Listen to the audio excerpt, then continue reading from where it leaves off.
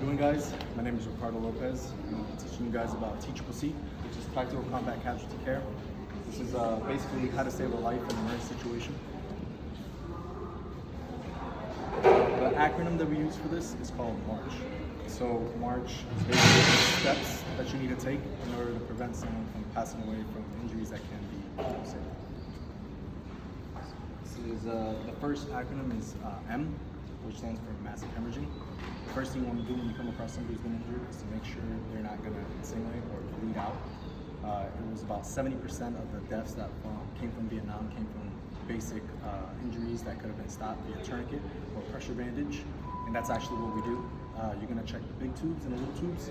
Big arteries, little arteries, like spaces in here, like the brachial artery, or spaces in here, like the femoral artery. You want to check and make sure that they're not bleeding out. If they are, apply the appropriate needs. For example, like a tourniquet, you want to apply a tourniquet high and tight. And if the tourniquet cannot reach, then you want to use pressure gauze or combat gauze. You stuff it into the wound, and then you use a pressure bandage to make sure it holds for 3 minutes. And after those 3 minutes, you can either remove or just leave it there, and this will stop the bleeding. Right? The next one we're going to go into is airway. So in airway, you obviously just want to make sure that they have nothing occluding their airway. You're going to use a method called the jaw thrust chin lift to make sure that the airway is clear. And if you happen to see something obstructing the airway, you can go ahead and fish it out.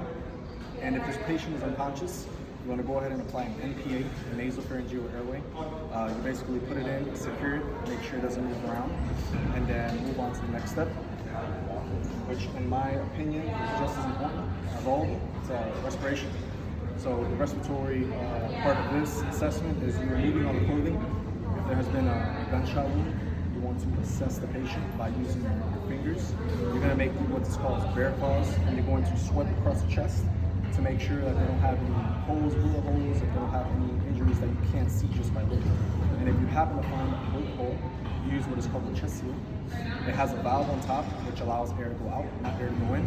If you have air in the chest cavity, it puts pressure on the lungs, don't allow them to expand. It also puts pressure on the heart. It doesn't allow it to do what it's supposed to do. So you apply a chest seal if you happen to find a gunshot wound. And if you see uneven chest rise and fall, there may be evidence of air already in there. If there is too much air, you want to use a needle decompression, which is basically a 14 gauge needle that you insert mid-clavicular line all the way down to the third or fourth intercostal space to allow the air to escape. The next two is circulation and head. So circulation, you want to check pulses. If I feel that I have a pulse here, then it means this patient has enough blood in their system to be moving. If I can't feel a pulse with a radial pulse, you want to move up to femoral. And if you have nothing of femoral, you want to move up to carotid. The higher you have to move up, the less pressure that they have in your system and the less blood, you got to get moving a little quicker.